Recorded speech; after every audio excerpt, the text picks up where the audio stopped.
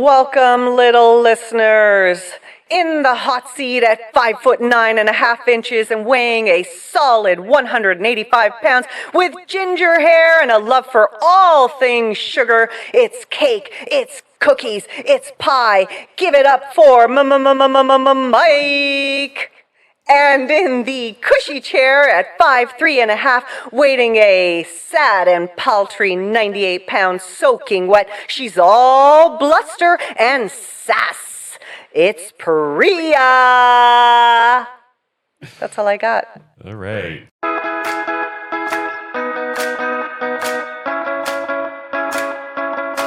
are back. Whether it makes you laugh, cry, scream, or fly, there's a song for every emotion. We're Mike and Priya, and we talk about the songs that make up the soundtrack to your life. Because life is in the lyrics. Yeah. Well, that was quite the intro. Well, I figure we had to bring the drama because we've got quite a contentious topic this week. One that I had to really twist your arm to agree to. Yes, you really did. And we'll get to that in a minute, baby. Oh, baby. Oh, Ooh, nice foreshadowing. Yeah.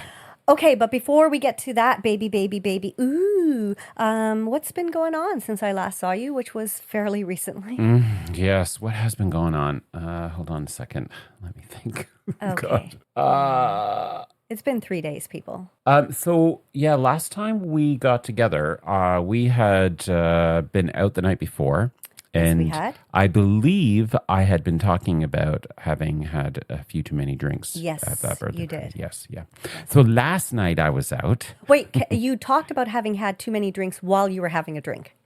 It's true, I did. Yes. Okay, thank you. Just wanted to clarify that. Yeah. And then last night I went out with my husband. He's on a swim team, and we all met afterwards. And did I have 4 beers? Yes, I did. Is that like your magic number? I think it is. Okay, yeah. Did I learn anything from Wednesday night? It doesn't no, sound I like didn't. It. No, it doesn't sound like it. But I am not as hungover as I was on Thursday. That's good. So there we go. How's that for completely uninteresting information? You know, it just sounds like what you're doing there is building up tolerance again. Yeah. Which is not a good thing. I think the other thing is that I exercised yesterday. So Okay. I went on a 5K run. Then I went to the gym and I pumped some iron. It felt really good. And I find that sometimes after I've been exercising, my tolerance level for alcohol. I wonder if there's any scientific fact about that. That it makes sense. Like maybe your body's just burning things faster. So maybe that's what it is. Processing it. I don't know. Yeah. But if that's true, then Felt everybody good. get to the gym. Everybody get to the gym and then drink your asses off. Yeah. And totally in character for me after we left our group at the bar. What did we do? We went for a cookie. And then Don this morning tells me that he didn't realize this. I don't know if he was actually accusing me of knowing this and not telling him. Right. But he said that when he came home, looked in the mirror, he noticed that he had chocolate all down his face from his cookie. Mike. And we had been cycling through the city on the way home. You let him walk around like that? I actually didn't. I didn't notice. So there we go. Yeah. Okay.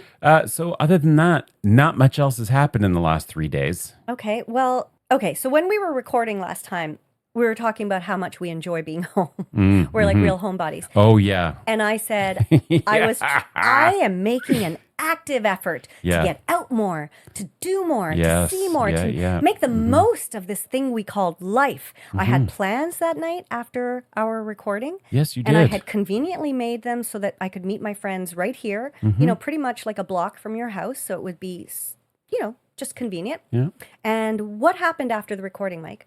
Well, the temperature changed. It got a little cooler. It plummeted. And you were unhappy about that. I was. And you also did not want to go out with your friends, and you wanted me to come up with an excuse. And what did I say to you as a good friend? You said, go out, you'll have fun. I'm sorry, what was that? You said, go out and you'll have fun. That's right, I did. And what did you do? I went out. No, before you did. I complained? Yes, and? I called my friend. Yes, you did. And I asked her to make me an excuse. And what'd she say? She said, go out and have fun. Yeah. But then she also said at the same time, she texted and said, when are you getting home? Just come home.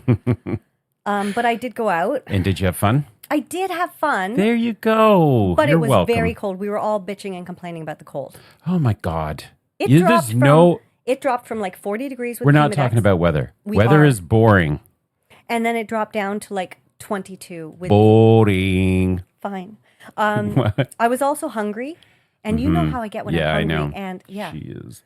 she's happy. she's not a fun girl to be around. No way. Every 3 hours, little listeners. Every 3 Yeah. hours. But Have you eaten? I have. I just came Okay. from seeing my my family, and we went for like a breakfast. So I was there by 9:30 this morning. Okay, great. Yes. Okay. All right, so we're not doing any more weather. No more No weather. more weather. That was what I did on that night. And then last night I went out. Yesterday I went out because Summerlicious is happening. And I went out with a friend who lives in, Caledon. That's it, which is far. Okay. Now, this friend of mine, listen, I love this girl. I have known her since university. I was a bridesmaid in her wedding. Thank God she's not with that guy anymore because he was an asshole. Who is this? My friend Laura, who I don't think you've ever I don't think met. I've ever met You her. may have met her once at my Christmas party. But because she lives in Caledon, it's far from Toronto, and she doesn't drive all the way down, so she usually drives till like Sherway Gardens or something and then takes an Uber downtown. Jeez. Okay. Yeah, it's pricey. She does not feel comfortable on the subway, which to me, okay. I feel like people who live in the 905, they develop this like complex, like, oh, Toronto's so scary. It's so like dangerous. I can't do anything. Like I can't go on the subway, which is, I mean, sure, everywhere is dangerous now. Anything can happen anywhere. Not everywhere is dangerous. There are moments when things can be dangerous. That's what I yes. mean. Like things can happen anywhere Yeah. and everywhere. But so she didn't want to take the subway, so she's taking an Uber, and I always know she's going to be late. Oops.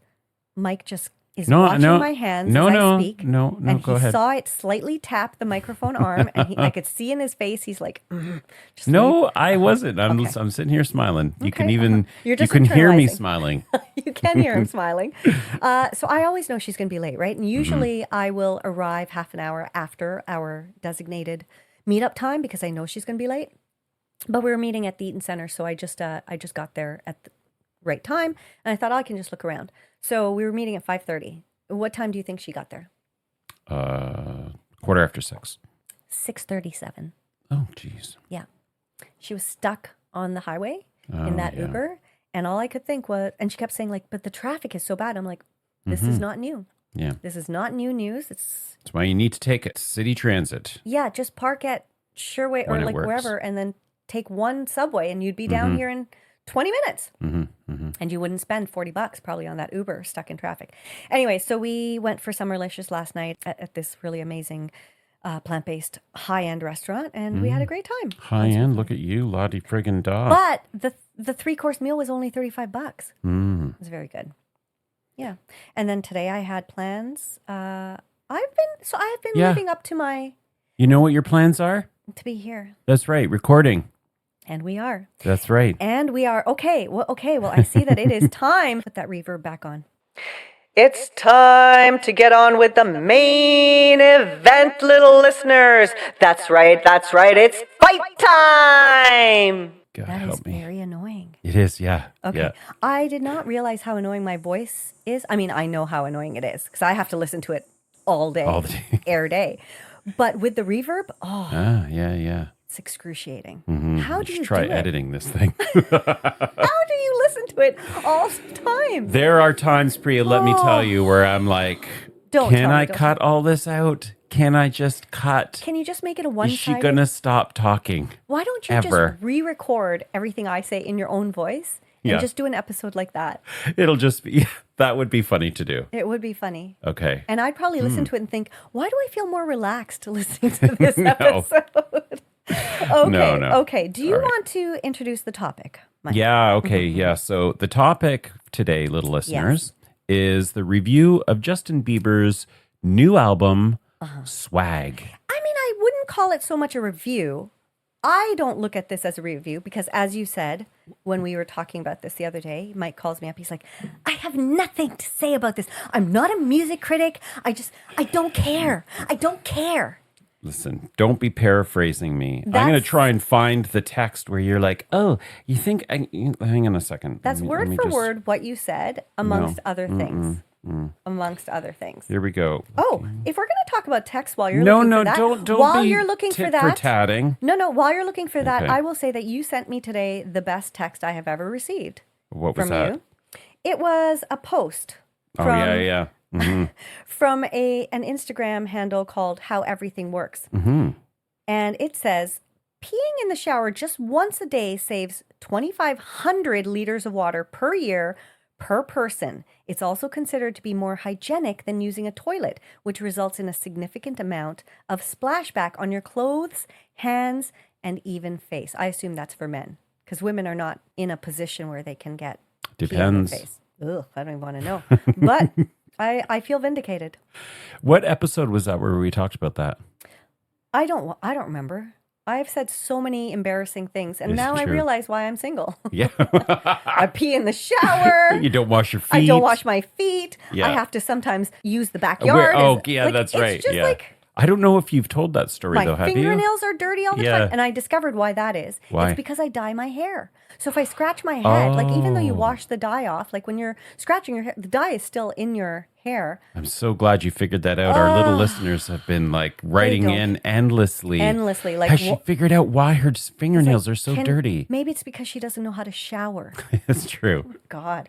All right, Yeah. going back to Justin Bieber Right, and the right. album. Saturday, July 12th Oh, at 10:17 a.m. Right. Hey, just thinking that we should do a review of Bieber's new album. Okay. Yeah. Since it Fair, just yeah. dropped last night. So if we do an episode on that, it will be very timely. Yes. Okay. Okay. I'm sorry, did you say review? I did Yes, say you did. review. Yeah, yeah. I did. And then in further texts or in our conversation, when you did call me all in a tizzy, like a hissy I fit. did not. Oh, it was a bit of a hissy fit. No, I didn't. No, it wasn't. Oh, really? No. I don't care. I don't No, care. You said that? I did not call you in a tizzy. I called very calm. You got me into a tizzy Oh, well. with Okay. with your persistence. And well, here we because- are. Yes, and here we Here are. we are. Once again, Priya gets her way. No, I just think sometimes we're not Yes, don't say no. It's we're exactly not what's always happening. going to have topics that we completely agree on because that would be boring. That's true. So but I agree. We're not music critics. I don't mean to review this album. I think what I wanted to do more so was talk about the reemergence of Bieber, because he's been away from music for quite a while. He canceled his tour, and then he's kind of disappeared from the music scene for like 3-4 years, you know? And he's been married since 2018, which I found surprising. I thought it was much later than that. Anyways, so I just thought it would be really interesting to talk about him as an artist and what he's going through, because he may have gone away from the music scene, but he has been all over the socials and even all over our one social. So, Well, okay. Well, that's very different from the text okay. that said, let's review his album because Yes. it'd be very timely. Right. So in my Defense. in my preparation Okay. and in my kind of anxiety about Oh, the idea of doing a review of an album, okay. I downloaded the album, Yes. I listened to some songs, Uh-huh. and I was like, Did you only listen to some of the songs on the album? You didn't listen to the whole thing? I did not listen from start to finish. Okay. But I listened to probably more than half the album. Okay. And I didn't go in chronological order. Right, okay. I went through and picked Okay. certain things. Right. Because it's a bit of an odd Yeah. set of recordings. It's not, there's voice memos. Yes. So it's like, Yes. it's weird. It's not, it seems Right. very experimental in a way. And then I started reading up on, the reviews and all that kind of stuff. And Not all great. no, not all Nope. great. The diehards seem to love it, and that's great. Who would you say the diehards are? Like which? Oh, the Bieber fans, right? Like, I mean, he's got 240 Right. something million followers or whatever, and they seem. I'm assuming most of those are fans of his. Why mean, would you follow him if you don't? Okay. I have no idea how it's been performing with his fans, but I am. I was reading a lot of critical reviews, like critics and media reviews, I guess you could say. So, okay, continue your People music who critic know. professionals. People who know music, not just the... Not two blowhards that sit in a room recording a podcast. Don't call yourself two blowhards. And I'm here too. I was actually thinking of you as being the two blowhards. No, that didn't work. Do you think I didn't know anyways. that? Okay. Well, I do know how to blow hard. But bump. Jesus. Okay, Yeah. So yeah, there are some good songs. There's some songs on there that I like. I think, first of all, this is not an album review. No, it's not. It's two people that have opinions about Yes. something. We're just going to share our opinions about things. Am I a Justin Bieber fan? I do appreciate his talent. I think he's, it's incredible that this guy's 31 years old and he's accomplished what he's accomplished. Right. And do I have lots of Justin Bieber music downloaded? Yes, I do. Okay. So I would consider myself a fan. Okay. And there's some catchy tunes on this album for sure. Yeah, okay. I enjoyed. All right. Because it didn't sound like that when you called me. Yeah, I think what happened was it was the idea of doing an album review. Right. Okay. That was my bad. I shouldn't have used that term. I'm sorry. Because I don't want to be an album review podcast. No, we are not. And I know I've mentioned that before, but I should retract that term. And whenever I say album review, just understand that what I mean is let's talk about this album, how it compares just in terms of our appreciation of it compared to the other albums by that artist. So I don't ever mean to an album review.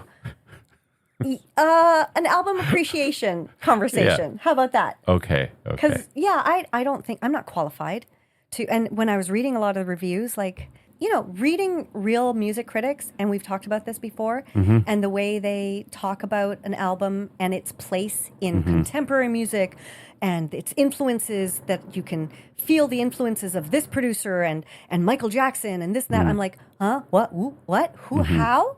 Oh, yeah, if you say that, it kind of does remind me of Michael Jackson, but I would never have clocked that myself. Music reviewers, they know their shit, and we're just talking shit. So we're not them.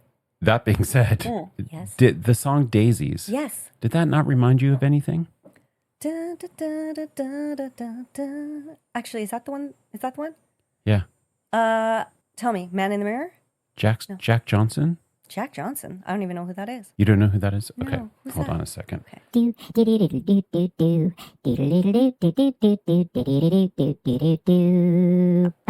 Yeah. I am not familiar with that artist at all, but I completely get the comparison. It really does have a very similar vibe. Yeah, Daisies and Devotion. Yes. I mean, Daisy's much more than Devotion, but the two of those, I was like, this sounds like Jack Johnson to me.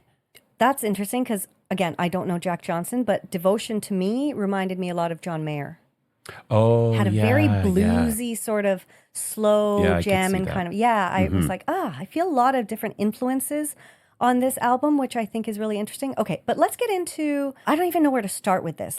First of all, I think it was quite, he's had quite a ride, right? The last few years, he canceled his tour. He split from Scooter Braun, which I think is an interesting thing because a lot of people have split from Scooter Braun, Ariana Grande, famously Taylor Swift. Taylor Swift wasn't with. She was never with him, but he was pivotal nemesis. in purchasing her. Yeah, he says that they never really were face to face, but he was instrumental in buying her catalog and stuff. But it seems like a lot of very huge artists are distancing themselves from him. And from what it sounds like, Bieber, how do I say this? I think he had a lot of control over them, and they didn't really get to express the kind of music maybe that they wanted to. That's what I find really fascinating about this album. It's very unlike any other Bieber album. It's not so pop. It's not so catchy, so overproduced.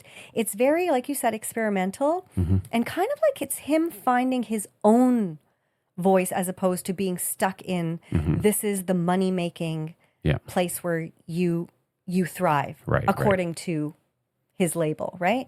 So that's kind of what I really appreciated about it. And I also loved the fact that he released this album with no No notice, no promo. And it wasn't like one of those artists who release a surprise album, but they've got all the marketing prepared in the background. All he had was a few billboards here and there, and then it dropped.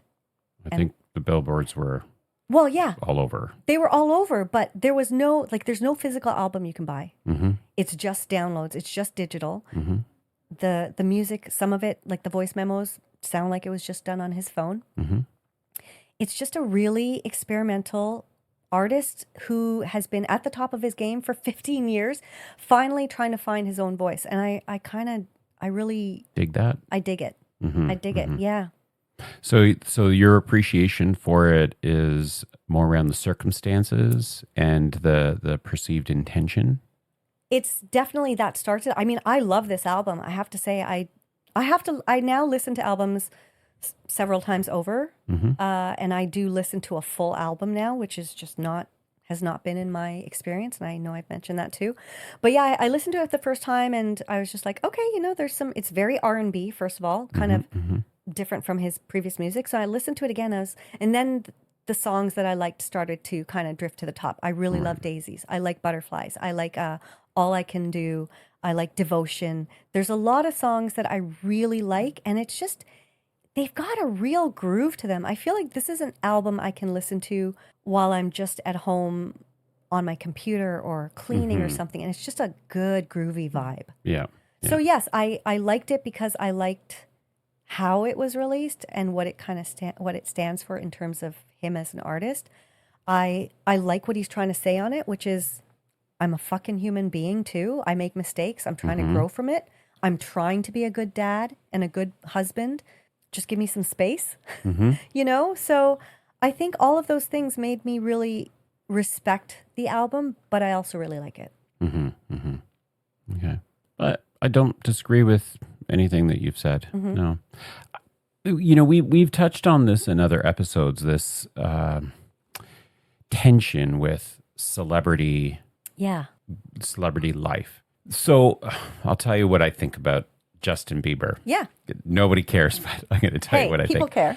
So when he was younger, and I also felt the same way about Britney Spears when they were younger and they were going through all these, public crises and their behavior was erratic and all the rest of it. I can remember thinking, it's interesting. Here we have, these people that have all the resources at their disposal, or what I think. Right? Is like, we're led to believe that celebrity is this incredible existence where you can do anything and say anything and, and you have, tons of money. Right. And people around you. Right. You got your managers and your personal assistants, blah, blah, blah. And I can remember thinking all this, empathy for Britney Spears when she had her mental health breakdown. And I remember thinking, it's terrible that she's having a mental health breakdown and it's public.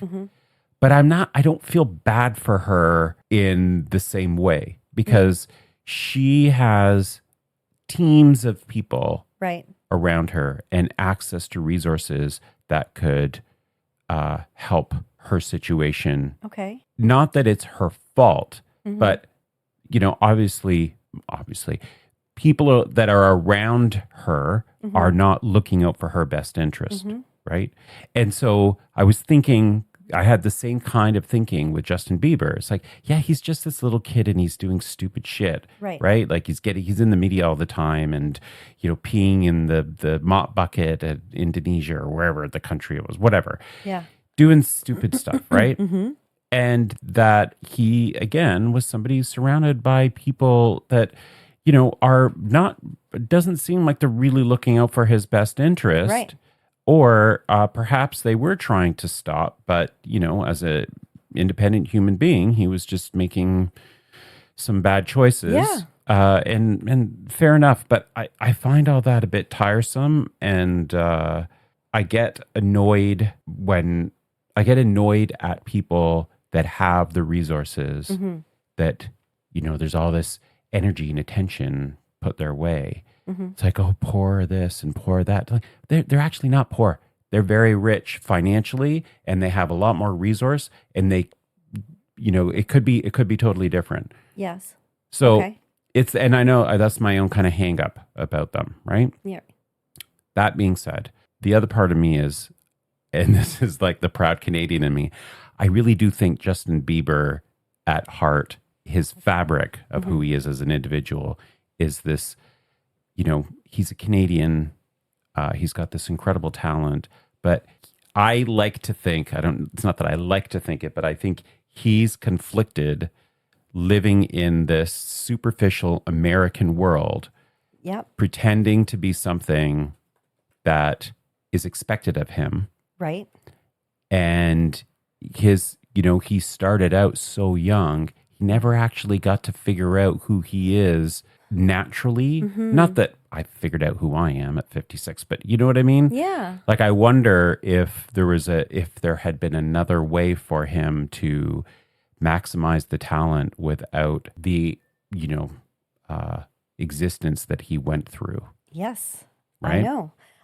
Okay, first, when you're talking about him and comparing him to Britney Spears, it was interesting. I was listening to a Billboard music podcast because they were talking about this album. And they brought up that comparison. They were like, now that Bieber has kind of had the freedom to record something that is his own voice and release it in his own way without any other hands kind of diluting what he wanted to put out there. Maybe Britney can find her road to that type of thing. Like maybe she can come back to music that way. I don't know if she even has any interest in coming back to music, but I just thought it was interesting that you mentioned that. Now, when you're talking about him being a Canadian, actually, like I thought it was everything that you just said was, there were thoughts that I've had too. But when you say that like these people have everything, I think that's true. Obviously, they have all the money in the world. They have all the support network around them. Like they have assistants, they have chefs, they have drivers, they have everything, right? They don't need to do anything for themselves, which I don't think is good for your own development as a human being.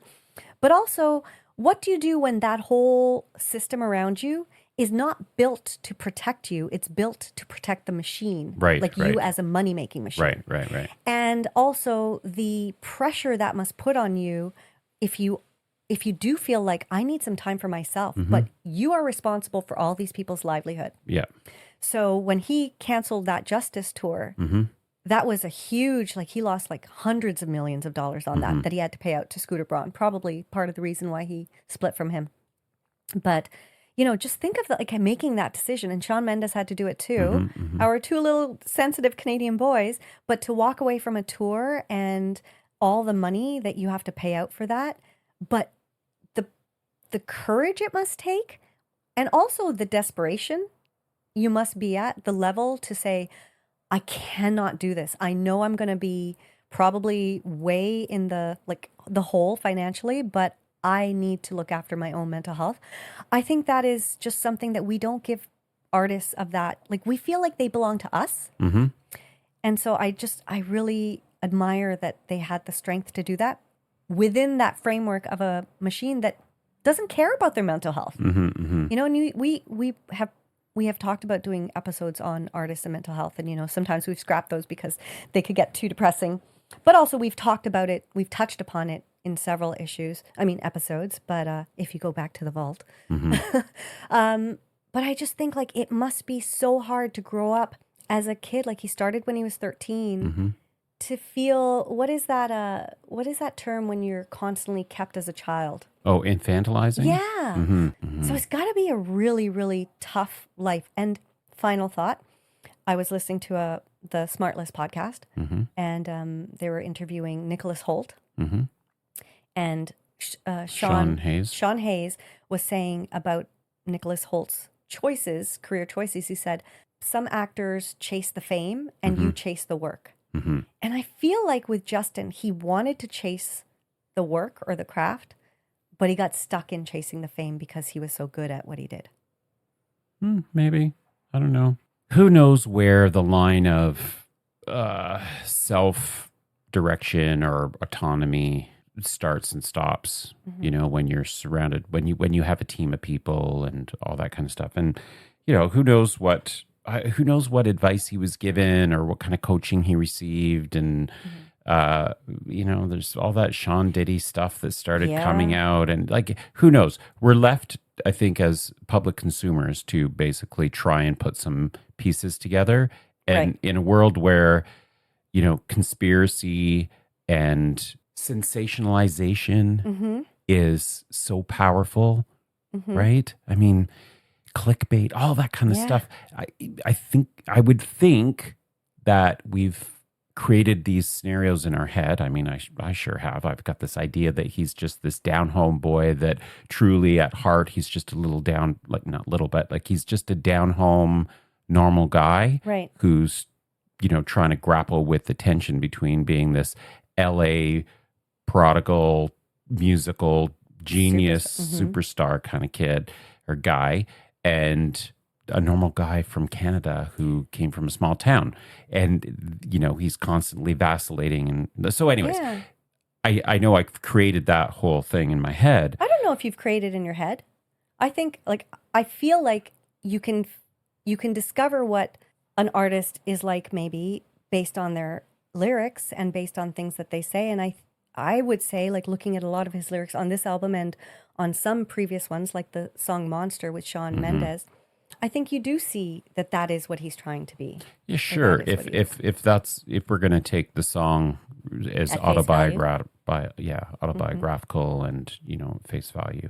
I think I agree with you in your what you said about this album being, with the voice notes and seems like it's a little more authentic to him.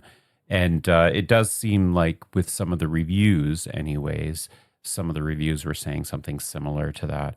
But even then I found the tone of the reviews, and maybe, it's my misunderstanding or whatever about what reviewers are supposed to be, what their job is. But I found, some of the criticisms to be a little harsh, and I was like, okay, well, what are you comparing it to? Like, when you're making these comments about the weakness of the lyrics, or, how it seems erratic, some of the articles were saying it's chaotic, but maybe that was the point. Like, maybe he wasn't trying to put out a, kind of class, like the American pop, super polished, like flawless, kind of album. So if the way to flip it would be to say, oh, okay, well, this album is a 5 out of 5 for chaotic, good point. Presentation. I don't know.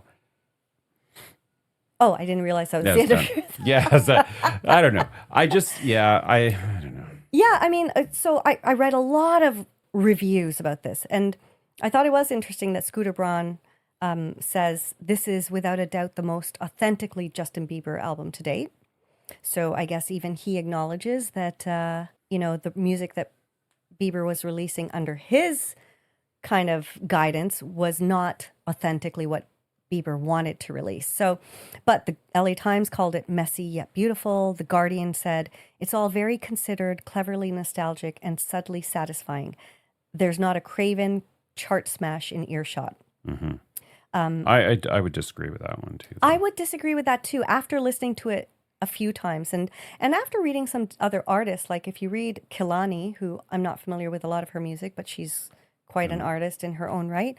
She wrote a very lengthy review how this will, she says, mark my words, like this will become one of his best albums. There's been some interesting feedback from celebrities. The New York Times says it's an album of spacey, sometimes slithery soul music, some of it highly digitally manipulated, some of it refreshingly acoustic, that feels like a reversion to Bieber's core passions refracted through the lens of a performer who has seen too much. And then I found the New Yorker article. I don't know if you read that, but I thought that was just a really in-depth look at it. Rolling Stone had a very interesting look at track-by-track breakdown.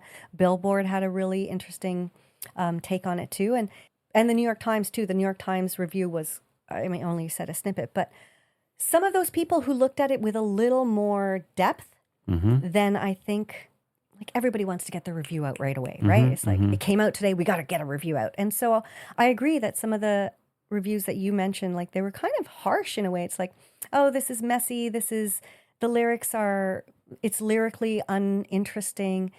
So is he not allowed to grow or to try something new? Part of what has been his key to success is he is fluid between genres. Like, it's very interesting how people feel like they want him to fit their mold. I guess they feel like that with most artists. What do you think he thinks about the reviews?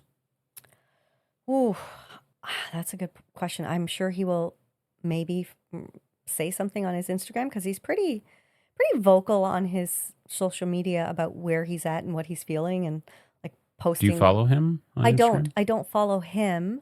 I follow Haley for some reason. I don't follow Justin. But everybody's seen some of the viral videos that come out, right? Of him standing on business and all of that. And I remember seeing that and watching it and thinking, yeah, he's telling you guys, like, I'm at the beach. You guys are surrounding my car. Like, leave me alone.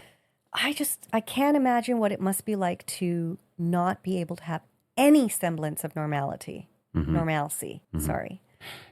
It's just odd, because these musicians, these pop culture, whether you're a musician or an actor, doesn't really matter. Like if you're creating art at that kind of level, and your relevancy or your currency, kind of your like currency, value? your value, your like I just think they've these trappings of celebrity. It's almost like there's a carrot that's being dangled in front of you, and you're constantly trying to reach the carrot. Right. While you're doing that, you're building up this life of lots of things that cost money. And for you to be able to afford this lifestyle, you need to be a marketable, consumable commodity. Product, a commodity. Yes. Yeah. And so you start to, I could see how perhaps maybe for someone like him, who's this prodigy, he's lost sight of what, or for maybe a period, he lost sight of what was really the kind of gasoline to his engine, which was creating music.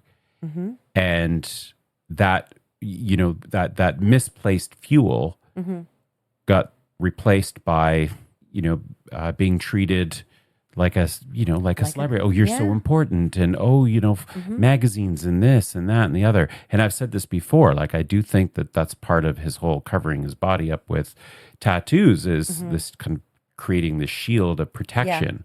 Right? I think his clothing too, like very baggy. Yeah, he's not just like this pretty boy. There's more to him, but he's going to hide that behind his tattoos. Yeah. So I just think the trappings of celebrity and how you've got to maintain this relevance, even though it might compromise your capacity to support yourself in the lifestyle that you've built. Yeah. Right? Yeah. It's interesting. So here's some of his lyrics from his verse of the song Monster. I was 15 when the world put me on a pedestal. I had big dreams of doing shows and making memories. Made some bad moves trying to act cool, upset by their jealousy. Lifting me up, and tearing me down. I'll take responsibility for everything I've done, holding it against me like you're the Holy One. I think that kind of does, like that song, when you listen to that song of both of them, do you know the song? Yeah. Did you see it when they performed it on MTV Awards or something? It was really cool performance. But I think he's trying to, like, that is a very autobiographical verse about how, he did make some bad moves. Like, he had this dream of being a musician and an artist and probably famous. Like, when you're 13, who doesn't want to be famous and put on a pedestal? But once you're on that pedestal, there's nowhere to go but down. Yeah. People love to see you fall. And on this album, I don't know if you heard any of the voice notes, but there are some where he says, like, everybody's always asking me, like, are you okay? Are you okay? Yeah. He's like, I mean, I'm just trying to be a human. I'm just trying to, like, going through the same struggles. But when people keep asking me that, it's like, I feel like you guys are perfect and I'm the only one who's suffering or struggling. And I feel like that's got to be hard too. Like, he's every little breakdown or whatever you want to call it that he might have, is front page news for everything. Yeah. And he's trying so hard to live a balanced life, but this whole celebrity thing is like fighting against that. They don't celebrity does not want to let him have any room to heal or be a normal human being, right? It's got to be so hard. What I think is interesting about that is that he is extremely supportive of other artists, and like he's famously said about Billie Eilish. He said, "I just want to protect her. I don't want her to go through anything I went through. I don't wish that upon anybody."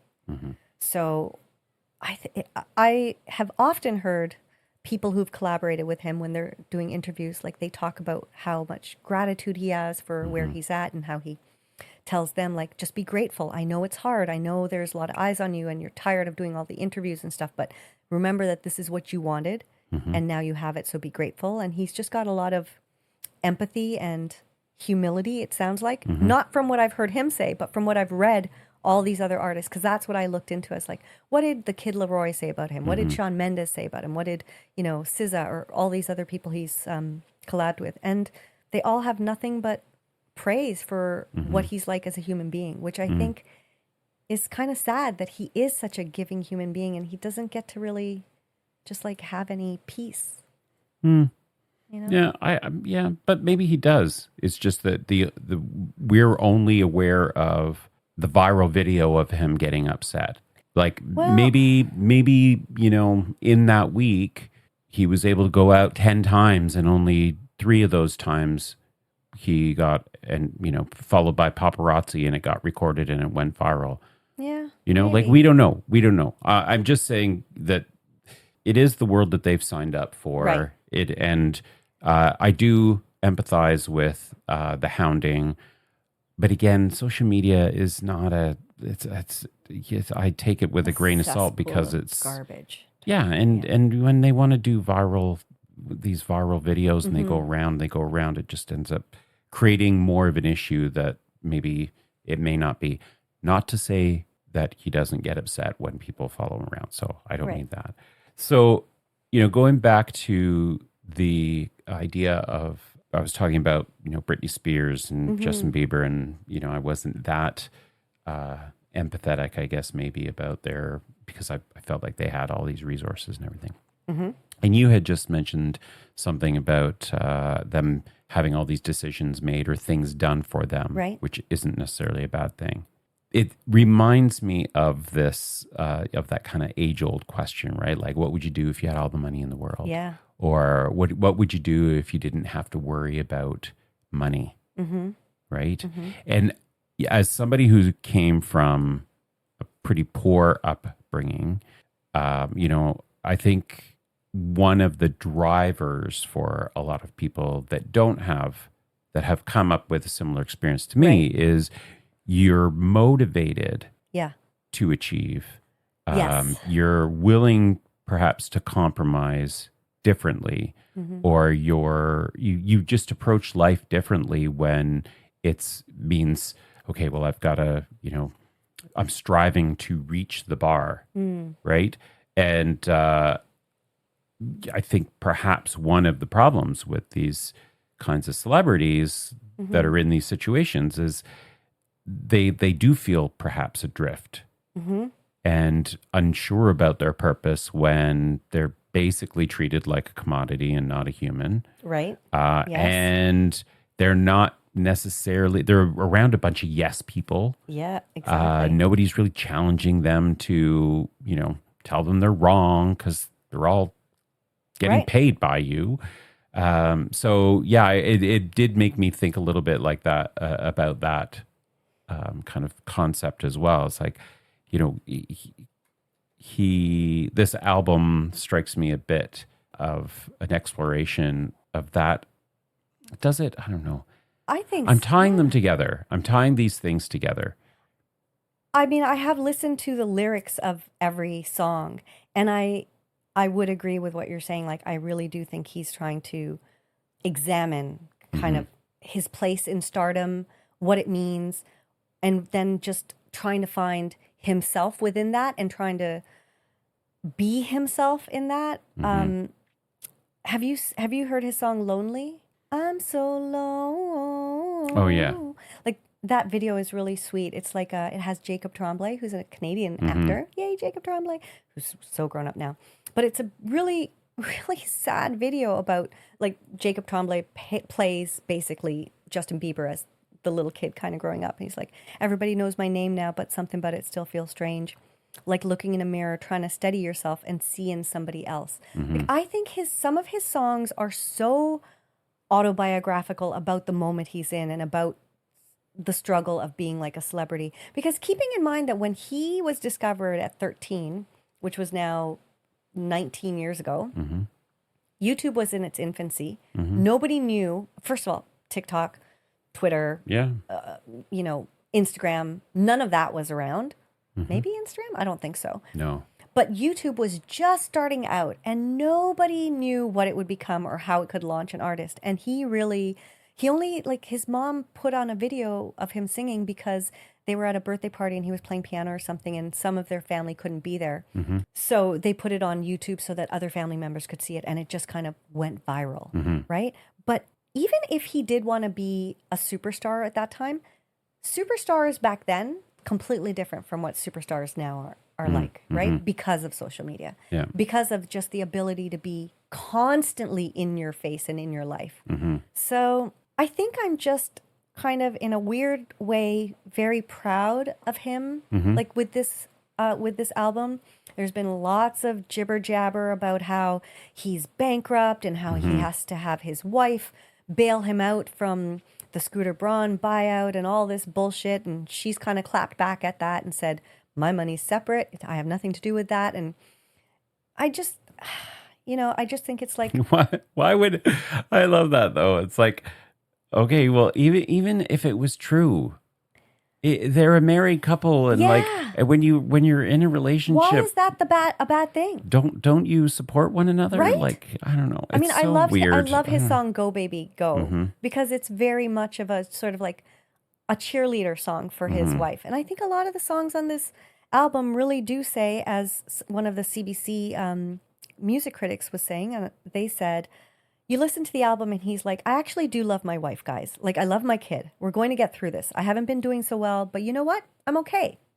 And I think music can really serve as a supplemental element to what's going on in somebody's life. So you listen to Swag and you're like, okay, I'm getting the full picture of Justin Bieber, not just what I see on social media. I kind of think that's what this album kind of says. It's like he's acknowledging all the trash he's been through and moments he's had on social media, but he's like, I'm not okay, but I'm getting there. I'm trying. What do you think the consumers and the hounders, the paparazzi, the media, how do you think they would respond if they did push a celebrity over the edge and let's say they committed suicide or ended their life? I don't think they would care. You don't think it would? I don't think. You think that I don't think as a paparazzi, and there was a movie I just watched about this, like a fictional movie. No, I think that if they drove somebody to suicide, I don't think it would change. I don't think a single paparazzi would be like, oh, I'm going to stop doing what I do now. But what about the music industry? What about these industries? I don't think so. No, you don't think it'll I make a don't think difference? they care. No, because it's for them. It's money, and that's all it is. Yeah, they're not going to change a recipe that works for them. Yeah, just making money. Yeah. All right, I had this other thought, and then we should probably wrap it up. Yeah. Have you looked at his social media? Have you ever been on his Instagram? Oh, no, I haven't really. There's a lot of, I think, pot smoking. Yes. Videos, photos, that sort of thing. So it seems like he's, he enjoys the pleasures of marijuana. Yes. How do you think that has affected him, and how do you think that may have influenced this album? Okay. First of all, I think if artists are using marijuana as their main kind of or only kind of drug, probably a good thing compared to all the other stuff that is out there. Because look at how, I cannot believe how prevalent it is just in society, generally speaking. Like everybody uses it for their anxiety and all, so I don't think that's a bad thing. I think it's probably helped him to get to a place where he can say, I'm releasing this album on my own, and this is what I want to do. But there are some of the voice memos in there where he kind of addresses that too.